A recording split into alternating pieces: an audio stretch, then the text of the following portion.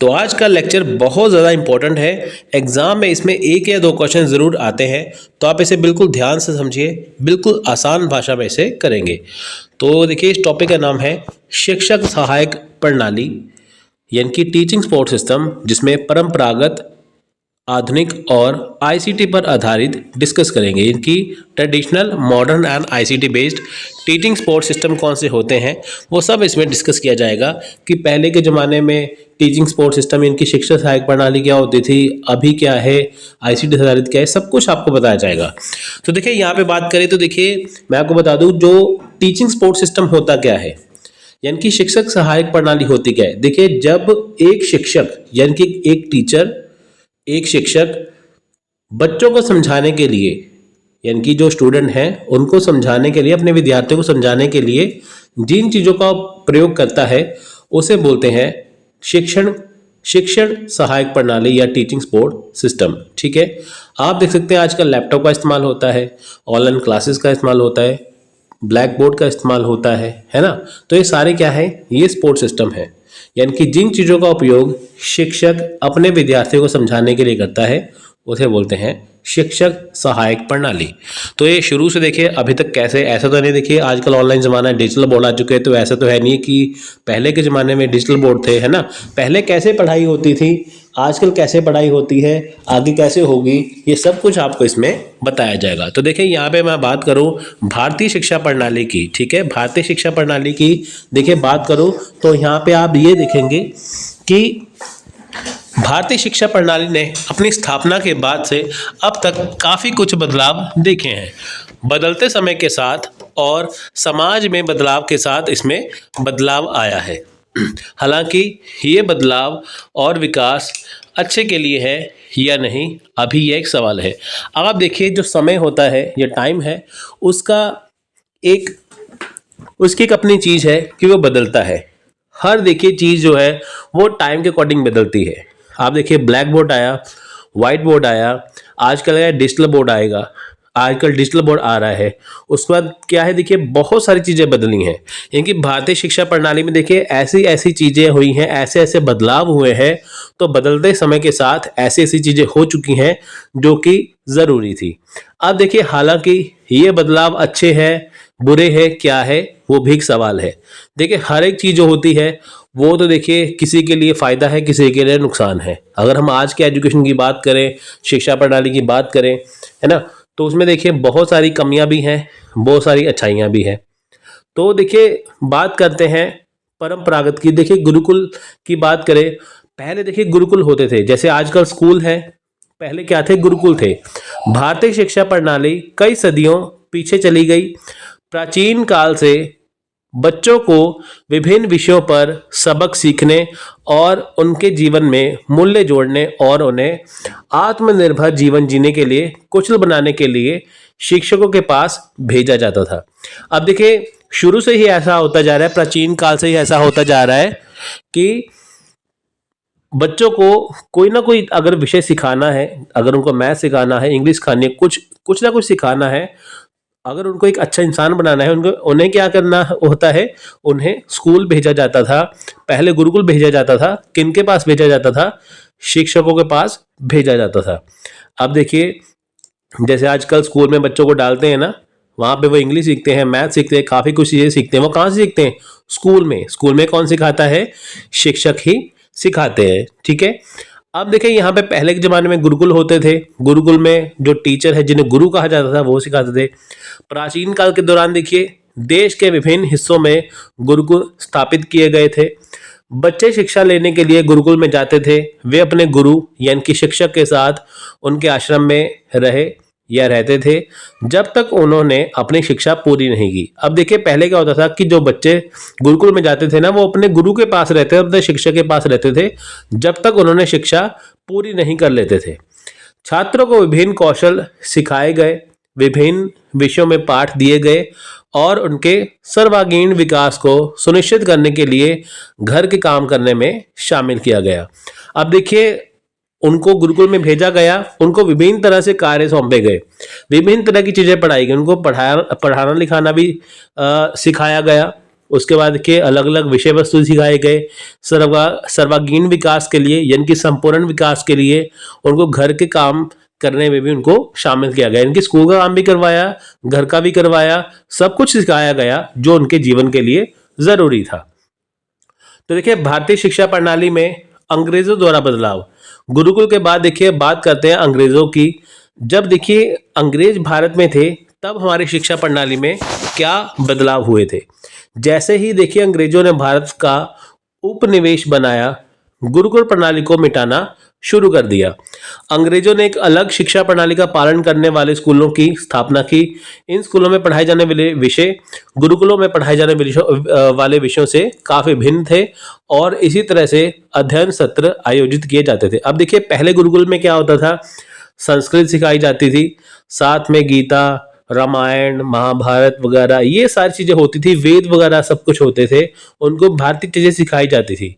लेकिन जब अंग्रेज आए उन्होंने क्या किया, गुरुकुल में जो सिलेबस था उनको सबको बंद कर दिया, उन्होंने अपना सिलेबस लगाया, अपने विषय पढ़ाने स्टार्ट किए, अपने तरीके से उनको पढ़ाना शुरू किया जो कि काफी भिन्न थे, है ना। तो इसलिए अब देखिए आजकल हम जो पढ़ते हैं ना, ग्लोबल लेवल पे जब पढ़ते हैं, है ना, तो वो अंग्रेजों की ही देन है। अब देखिए भारत की पूरी शिक्षा प्रणाली में अचानक बदलाव हुआ, यानी कि जो पहले गुरुकुल में सिखाया जाता था अंग्रेजों के द्वारा उससे उलट सिखाया जाने लग गया। इसलिए क्या हुआ, एक अचानक से शिक्षा प्रणाली में बदलाव हो गया। ध्यान छात्रों के सर्वांगीण विकास से हटकर अकादमिक प्रदर्शन पर गया। यह बहुत अच्छा बदलाव नहीं था। हालांकि इस दौरान अच्छे के लिए एक चीज बदल गई, वह यह कि लड़कियों ने भी शिक्षा लेनी शुरू की और स्कूल में दाखिला लिया। अंग्रेजों की चाहे देखिए जैसी भी नीति थी स्कूली शिक्षा की, लेकिन एक बात तो अच्छी हो गई थी कि लड़कियां भी अब स्कूल जाने लग गई, उनको भी शिक्षा देनी शुरू हो गई और लड़कियां भी शिक्षा लेनी स्टार्ट हो गई, उनको स्कूल में दाखिला मिलने लग गया। सो देखिए यहाँ पे बात करते हैं परंपरागत शिक्षा व्यवस्था की या शिक्षण व्यवस्था की, ट्रेडिशनल एजुकेशन सिस्टम, यानी कि पहले का एजुकेशन सिस्टम कैसा था। अब देखिए परंपरागत शिक्षण व्यवस्था एक औपचारिक शिक्षा व्यवस्था है जिसमें पीढ़ी दर पीढ़ी गुरु शिष्य परंपरा के माध्यम से ज्ञान का प्रवाह होता है। परंपरागत शिक्षण व्यवस्था को हम निम्नलिखित बिंदुओं के माध्यम से समझ सकते हैं। अब देखिए यहाँ पे क्या है, जो परंपरागत शिक्षण व्यवस्था है यानी कि जो गुरुकुल वाली व्यवस्था है वो औपचारिक व्यवस्था थी। उसमें क्या होता था, हर पीढ़ी दर पीढ़ी जो है वो गुरु शिष्य की जो परंपरा थी वो बनी रहती थी, है ना। जैसे बच्चे को गुरुकुल में डाला, वो गुरु के पास रहते थे, ऐसे करके। उसमें क्या हुआ कि जो जो चीजें हैं वो कैसा था सिस्टम, ट्रेडिशनल वाला, परंपरागत वाला, उसे हम यहाँ पे समझेंगे पॉइंट्स में। इस व्यवस्था में संप्रेषण का आधार शैक्षिक विधियां हैं एवं प्रत्यक्ष संप्रेषण होता है। देखिए इसमें क्या था, व्यवस्था जो थी वो क्या था, उसका आधार क्या था, शैक्षिक विधियां हैं, यानी कि जो शिक्षक ने बच्चों को समझाना है वो सामने बैठ के सारी चीजें समझाते थे, यानी कि इसमें शिक्षक ही मेन होता था।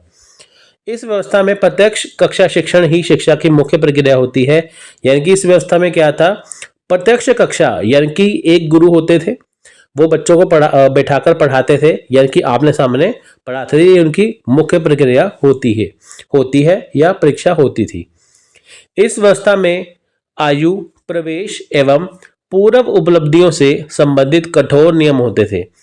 गुरुकुल में जो बच्चा है वो कौन सी आयु में जाएगा, कैसे प्रवेश करेगा, स्कूल में डालने से पहले क्या क्या उपलब्धियां होनी चाहिए, तो ये सारे नियम उसमें होते थे। यह शिक्षक एवं छात्रों के बीच प्रत्यक्ष कक्षागत परिस्थितियों में संपन्न होने वाली शिक्षण अधिगम प्रक्रिया है।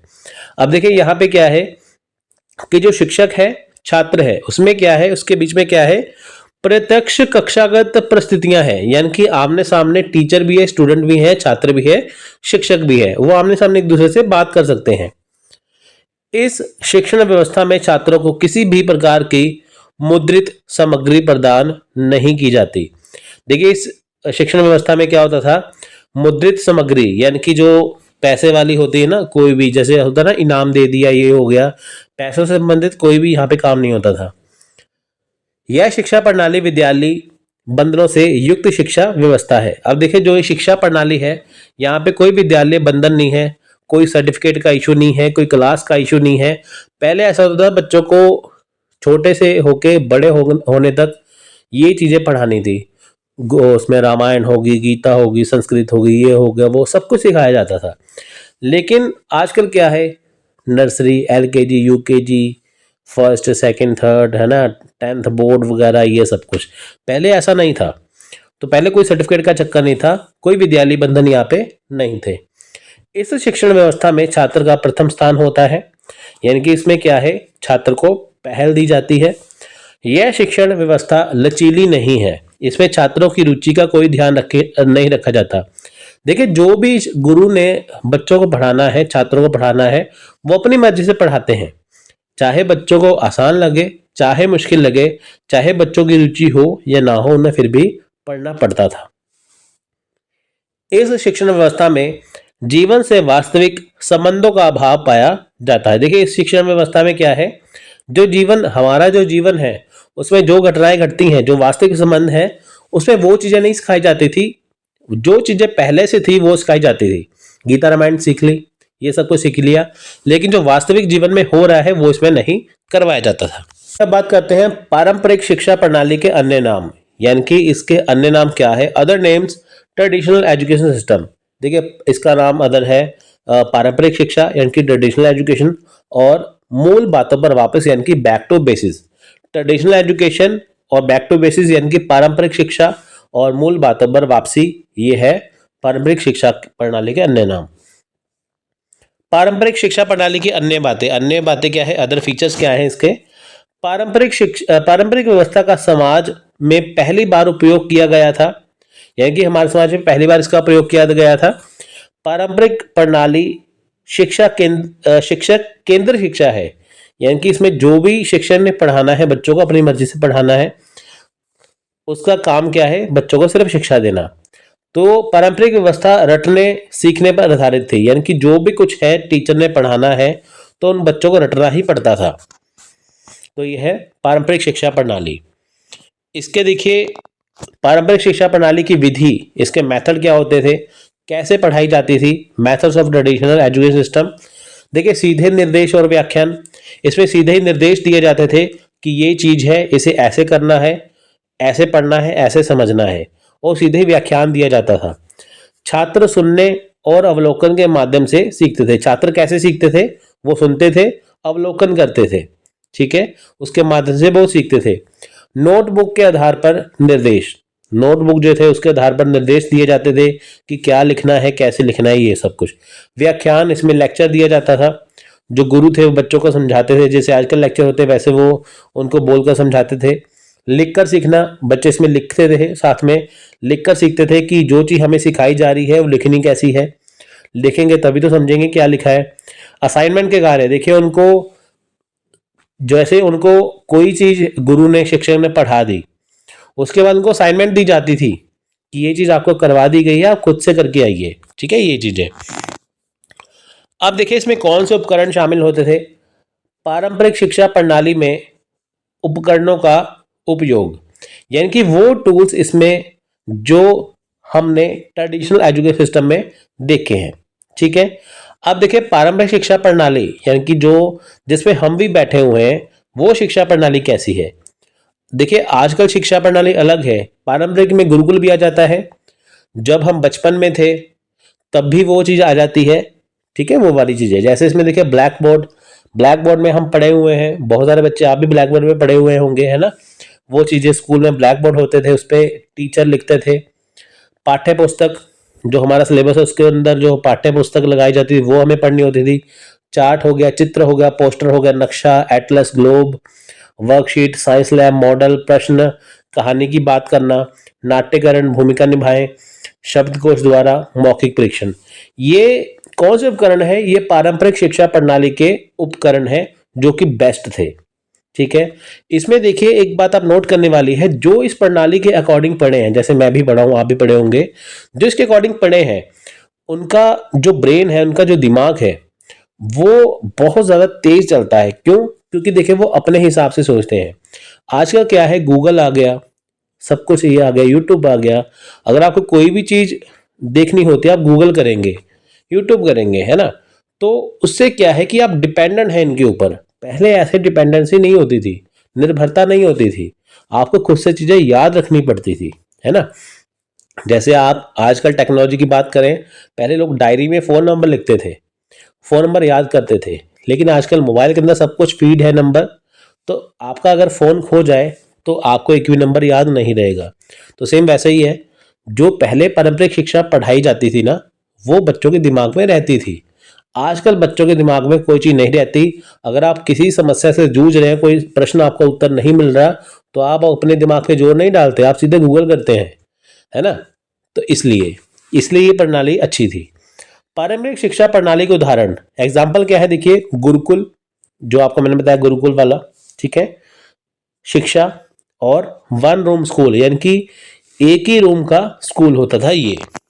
अब हम बात करते हैं आधुनिक शिक्षा व्यवस्था की, इनकी मॉडर्न एजुकेशन सिस्टम के बारे में, जो आज के समय की शिक्षा व्यवस्था है।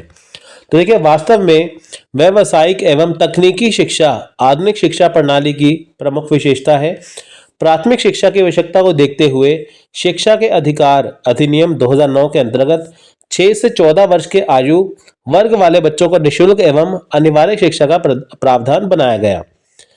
तो देखिए, यहाँ पे क्या है कि वास्तविक जो व्यावसायिक शिक्षा है, तकनीकी शिक्षा है, उसका लक्ष्य क्या है, ज़रूरत है कि हर बच्चा शिक्षित हो। इसलिए गवर्नमेंट ने या भारत सरकार ने एक रूल बनाया 2009 के अंतर्गत कि 6 से 14 साल के बच्चे जो वर्ग आते हैं उनको निःशुल्क और अनिवार्य शिक्षा, इनकी ज़रूरी भी है और फ्री में शिक्षा देना है, कि ताकि वो आगे बढ़ सके। अगर देखिए आप पढ़ नहीं पाएंगे तो देश आगे बढ़ नहीं पाएगा, है ना।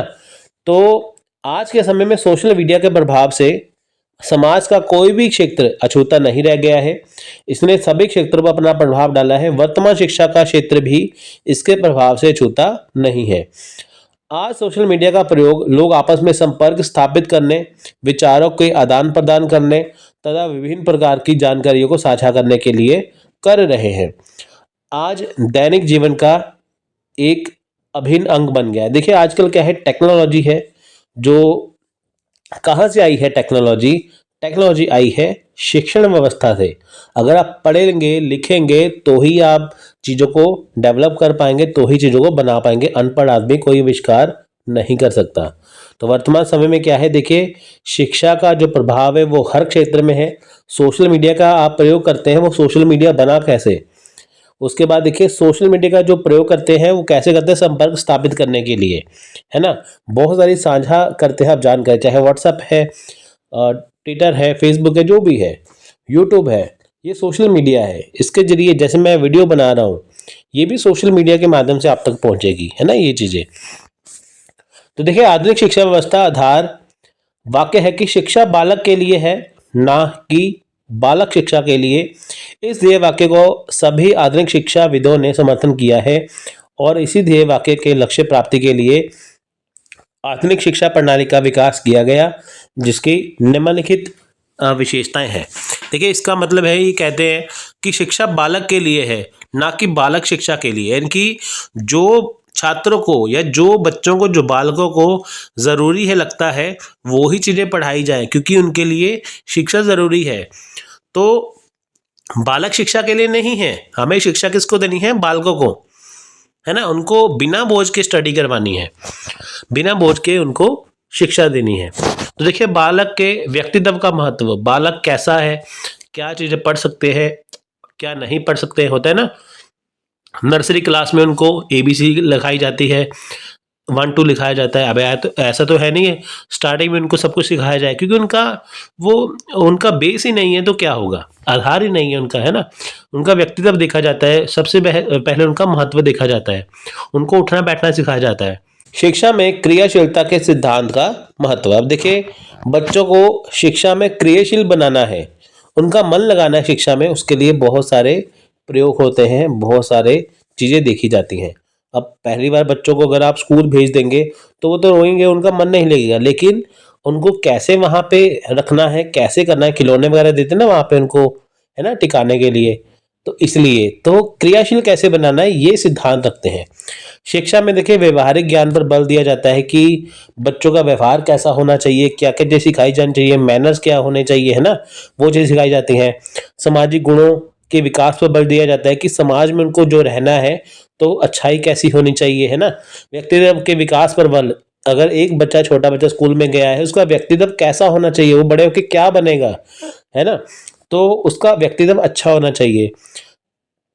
सामुदायिक जीवन के पर केंद्रित है, जो हमारा सामुदायिक जीवन है, यानी कि जिस जगह पे हम रहते हैं वो जगह कैसी है, हमें कहाँ, वैसे कहाँ पे कैसे रहना, जैसे होता है ना कि आजकल देखिए इंग्लिश बहुत ज़्यादा चल रही है, कंप्यूटराइज ज़माना है ना, तो हमें वो चीज़ें सीखनी चाहिए, वो सारी चीज़ें इसमें सिखाई जाती हैं, वो चीज़। अब देखिए इसकी विशेषता क्या है, आधुनिक शिक्षा प्रणाली की विशेषता।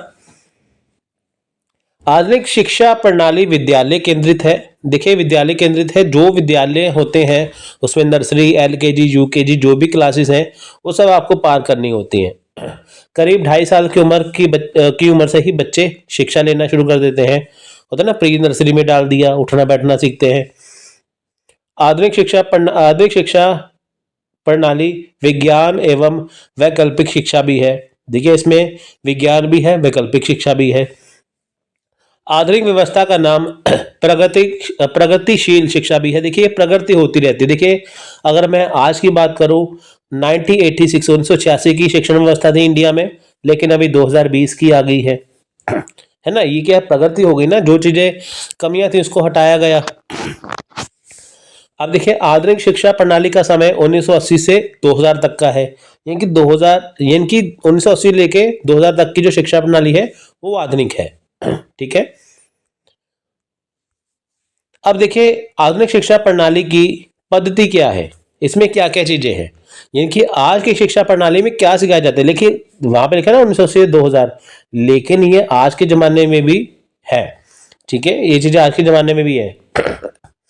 Computer, internet surfing, laptop, electronic notebook, e reading, computer शिक्षा, ऑनलाइन टेस्ट, ऑनलाइन शब्दकोश यानी कि गूगल डिक्शनरी हो गई, ऑनलाइन ई पुस्तकें, पावर पॉइंट स्लाइड हो गई, प्रोजेक्टर द्वारा, YouTube, Google, CD, DVD, smart board, audio video व्याख्यान, ऑनलाइन विश्वकोश हो गया, कंप्यूटर गेम आदि।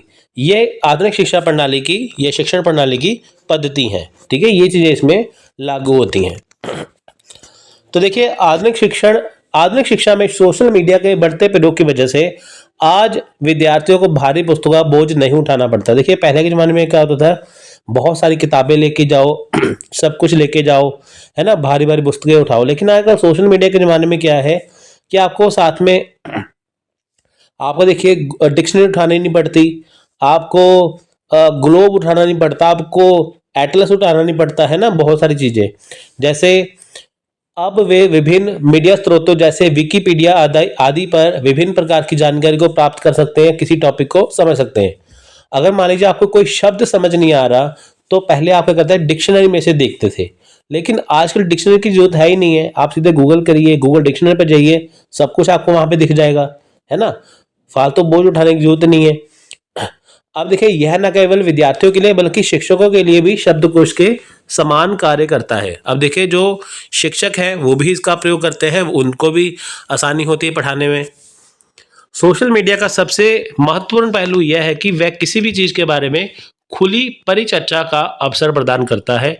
देखिए सोशल मीडिया पे अगर आप कोई भी चीज सर्च करेंगे ना, वो आपको सारी A to Z इंफॉर्मेशन वहां पे दे देगा और सही सही इंफॉर्मेशन देगा। ठीक है।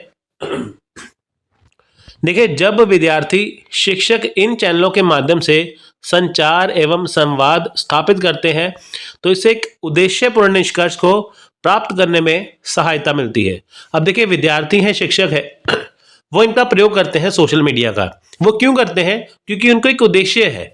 जैसे शिक्षक ने किसी अपने स्टूडेंट को असाइनमेंट बनाने के लिए दे दी, कुछ कार्य करने के लिए दे दिया, क्या इस पे लिख के आइए, तो विद्यार्थी क्या करेंगे, गूगल से उठाएंगे चीज को, यूट्यूब से उठाएंगे, है ना, तो वो क्या करेंगे, इसको पूरा करने में लगेंगे। क्यों? क्योंकि उनको कुछ काम दिया गया, कुछ उद्देश्य दिया गया है। उदाहरण स्वरूप माना कि एशिया के किसी देश का कोई शिक्षक यदि किसी यूरोपीय देश के शिक्षक के संपर्क में आता है, यानी कि किसी देश का कोई शिक्षक है, यदि एशिया का कोई भी शिक्षक है यदि किसी यूरोप के देश के शिक्षक के संपर्क में आता है तो दोनों आपस में शिक्षण या शिक्षा व्यवस्था के बारे में अपने विचारों का आदान प्रदान कर सकते हैं तथा इससे वे शिक्षण विधि या विधियों से परिचित हो सकते हैं जिसकी उन्हें अभी तक जानकारी नहीं थी। सोशल मीडिया का उपयोग करके विद्यार्थी ऑनलाइन प्रेजेंटेशन भेज सकते हैं तथा अपना असाइनमेंट जमा करवा सकते हैं। अब देखिए एशिया में जितने भी देश है वहां पे शिक्षण व्यवस्था और यूरोपीय देशों में शिक्षण व्यवस्था अलग अलग है। जब दोनों शिक्षक आपस के संपर्क में आएंगे तो वो आपस में बात करेंगे ना, यार हमारे देश में ऐसी शिक्षा व्यवस्था है, आपके देश में ऐसी है ना, उनको नई नई जानकारियां मिलेंगी वहां पे। तो इससे क्या है कि आप ऑनलाइन अपनी प्रेजेंटेशन जमा कर सकते हैं। मान लीजिए कि आप किसी और देश में हैं, आपको किसी दूसरे देश में, यूरोप के देश में, आपको एशिया के देश से आपको कुछ प्रेजेंटेशन जमा करवानी है तो आप इजली जमा करवा सकते हैं, घर बैठे बैठे कर सकते हैं, है ना। किससे हुआ ये? आधुनिक शिक्षा व्यवस्था से। इस प्रकार हम कह सकते हैं कि वर्तमान शिक्षा व्यवस्था में सोशल मीडिया की अत्यधिक महत्वपूर्ण भूमिका है तथा अब इनका अभिन्न बन चुका है। ठीक है, अब बात करते हैं आईसीटी आधारित शिक्षा की, इनकी आईसीटी बेस्ड एजुकेशन सिस्टम की। अब देखिए शिक्षण में कंप्यूटर शिक्षा, अब देखिए हमने परंपरागत भी कर ली है, हमने आधुनिक भी कर ली है, अब है आईसीटी बेस्ड। आईसीटी बेस्ड क्या है? यानी कि जिन चीज़ों का हम इस्तेमाल करते हैं शिक्षण व्यवस्था में आईसीटी का प्रयोग करके, वो क्या है? अब देखिए शिक्षण में कंप्यूटर आधारित शिक्षा तकनीकों का उपयोग भारत की प्रसिद्ध शिक्षा प्रणाली और संस्थानों द्वारा अपनाया गया है।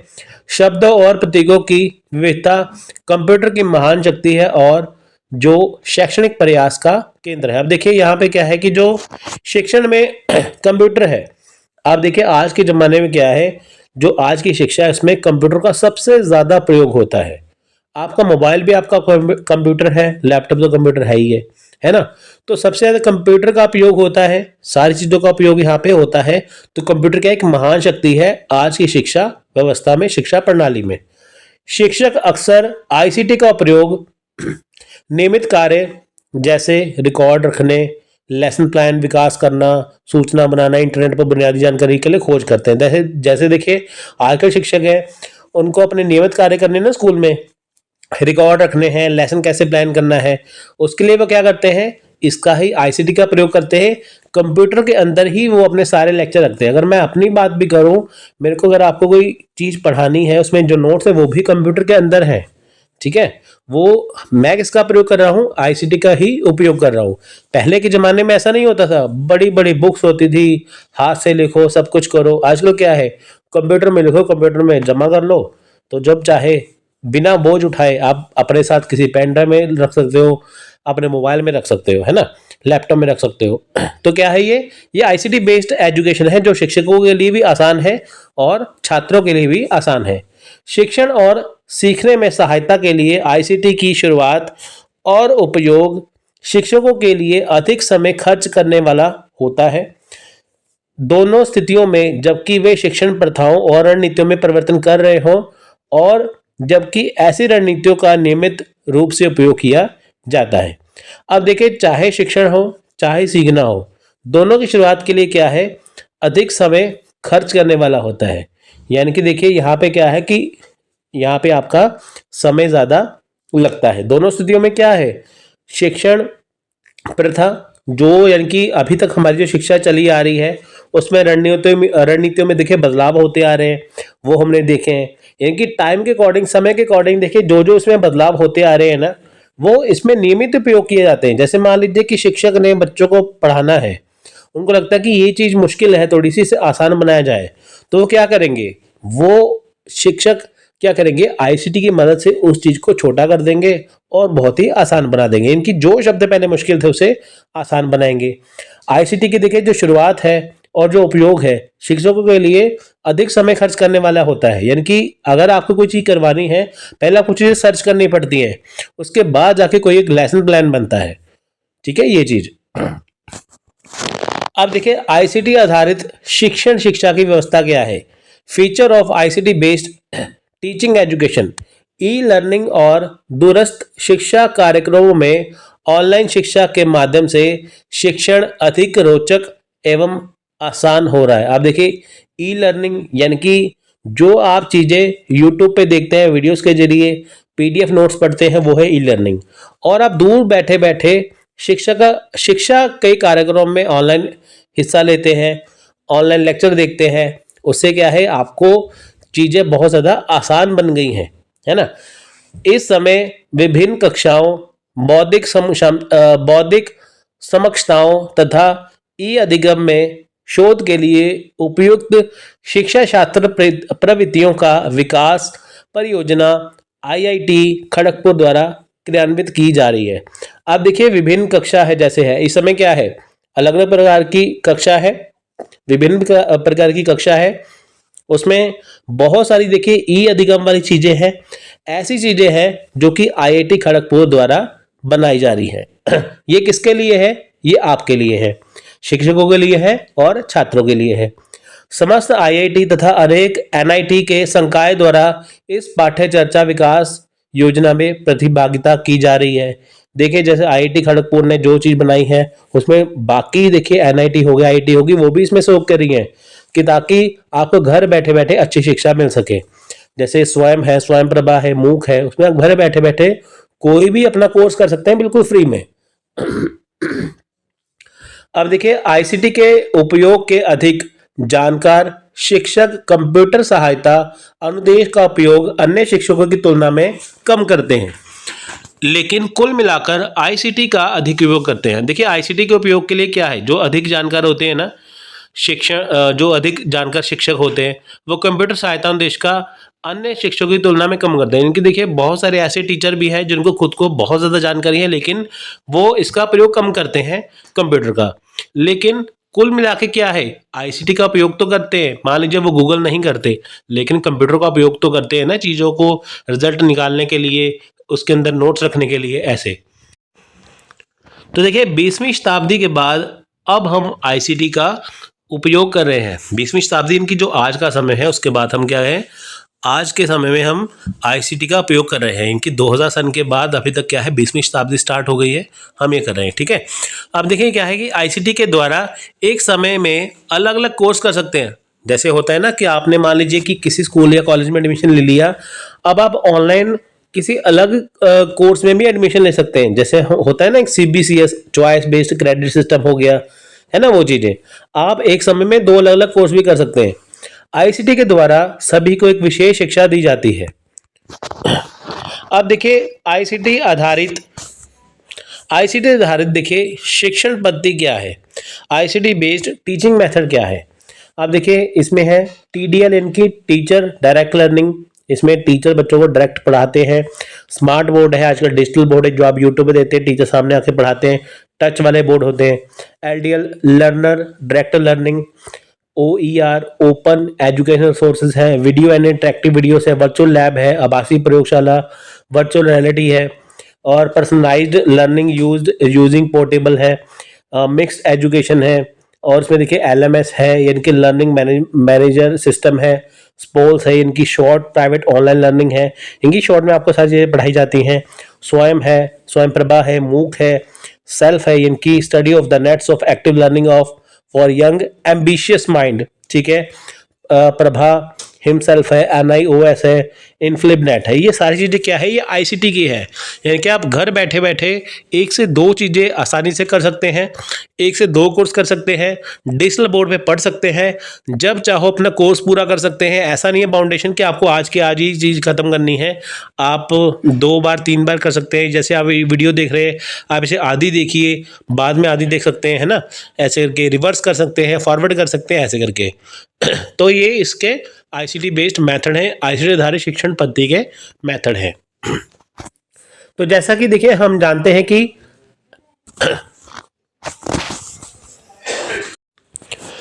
जैसा कि हम सभी जानते हैं कि पिछले काफी समय से शिक्षा का क्षेत्र मुख्यतः प्रिंट एवं इलेक्ट्रॉनिक माध्यम पर निर्भर हो रहा है, लेकिन हाल के वर्षों में सोशल मीडिया ने इसमें अपनी प्रमुख पहचान बनाई है।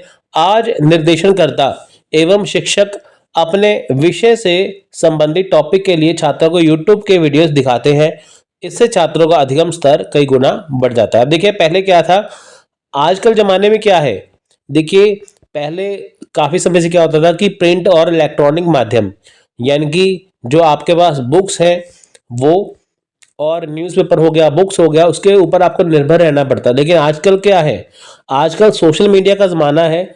आपको कोई भी चीज़ सर्च करनी है, आप सीधे डायरेक्ट गूगल पे कर सकते हैं। आजकल के जो शिक्षक हैं वो भी छात्रों को यूट्यूब पे टॉपिक के वीडियो दिखाते हैं कि ये देखिए ये टॉपिक करना है, इस वीडियो से कर लीजिए। इससे क्या है, छात्रों का भी अधिगम स्तर बढ़ा है, उनके लिए आसान हो गया। अधिगम स्तर कैसे बढ़ा है, अगर सेम टॉपिक के ऊपर आप कोई वीडियो सर्च करते हैं यूट्यूब पे, अगर आपको वो चीज समझ नहीं आ रही, मान लीजिए आपको मैथ समझ नहीं आ रहा किसी एक शिक्षक का, तो आप दूसरे शिक्षक का समझिए, तीसरे का समझिए, आपको ढेरों ढेरों ऑप्शन में यहाँ पे मिल जाएंगे। आज विद्यार्थियों के द्वारा फेसबुक का उपयोग किया जाता है। इसके कारण उनके शिक्षक फेसबुक पर एक कॉमन पेज बना देते हैं तथा उसमें विभिन्न प्रकार की उपयोगी जानकारी डाल देते हैं। आजकल क्या है, देखिए फेसबुक आ गया, ट्विटर आ गया, व्हाट्सएप ग्रुप आ गए, टेलीग्राम चैनल आ गए, यूट्यूब चैनल आ गए। उसके अलावा देखिए यहाँ पे आपके इंस्टाग्राम आ गया। यहाँ पे शिक्षक क्या करते हैं, एक पेज बना देते हैं। उनको पता है कि ये फेसबुक चलाएंगे, इंस्टाग्राम चलाएंगे, यूट्यूब चैनल देखते हैं, तो वो एक चैनल बनाते, पेज बना देते हैं। तो उसमें वो इंपॉर्टेंट जानकारी वहां पे डाल देते हैं कि जिससे सभी जो छात्र हैं वो उसे आसानी से सीख पाते हैं। ठीक है, तो इससे सभी विद्यार्थी इसका लाभ उठाते हैं। इसके अलावा इसका उपयोग कक्षा की समय सारणी, असाइनमेंट आदि के लिए भी किया जाता है। देखिए अगर मान लीजिए शिक्षक को महत्वपूर्ण कोई सूचना देनी है, पता है कि कल बच्चों को स्कूल में आना है, कॉलेज में आना है, लेकिन उससे पहले कोई आवश्यक सूचना देनी है तो वो वहां पे डाल देते हैं, तो इससे सभी बच्चे जो है वो देख लेते हैं। ठीक है, यदि इनमें किसी प्रकार का कोई परिवर्तन होता है तो उसे भी शिक्षक फेसबुक पर अपलोड कर देते हैं। इससे प्रत्येक विद्यार्थी को अलग अलग सूचित किए बिना सभी छात्र इससे अवगत हो जाते हैं। देखिए शिक्षक किसी को फोन तो करेंगे नहीं, किसी घर में तो जाएंगे नहीं। अगर मान लीजिए कोई चीज डालनी है, डाल दी, उसमें कोई परिवर्तन करना है, कुछ करना है, वो फेसबुक पे ही डाल देते हैं, अपलोड कर देते हैं कि ताकि जो स्टूडेंट देख सकें। तो बिना छात्र टीचर से संपर्क किए, बिना टीचर या शिक्षक छात्र संपर्क किए वो अपनी सूचना साझा कर लेते हैं। सोशल मीडिया के क्षेत्र में व्हाट्सएप की भी बहुत महत्वपूर्ण भूमिका है। आज शिक्षकों द्वारा सभी विद्यार्थियों को ऐड करके व्हाट्सएप ग्रुप बना लिया जाता है। इससे एक और तो शिक्षक विद्यार्थियों को उपयोगी जानकारी देते हैं, दूसरी ओर विद्यार्थी भी घर बैठे शिक्षक को अपनी कठिनाइयों के बारे में बता सकते हैं। इसके अलावा ये टीम वर्क को भी प्रोत्साहित करता है, और जब छात्र किसी प्रकार के ग्रुप प्रोजेक्ट पर काम करते हैं तो उस दशा में भी एक दूसरे से बात कर सकते हैं तथा अपनी फाइलें एवं कमेंट्स को साझा कर सकते हैं। देखिए व्हाट्सएप ग्रुप बना दिए जाते हैं, शिक्षक उसमें देखिए पीडीएफ नोट्स भेजते हैं। उसके अलावा देखिए विद्यार्थी भी अपनी जो कठिनाइयां हैं, समस्याएं हैं, प्रॉब्लम्स हैं, वो उसमें शेयर करते हैं ग्रुप में, तो उसकी जो समस्या है वो उनको सॉल्व हो जाती हैं। हाल के वर्षों में देखिए इंटरनेट सेवाओं की कीमत में गिरावट आई है, सोशल मीडिया का प्रयोग भी बढ़ा है। देखिए पहले रिचार्ज महंगे थे, बाद में जियो आ गया, उसने सस्ता किया, एयरटेल ने सस्ता किया।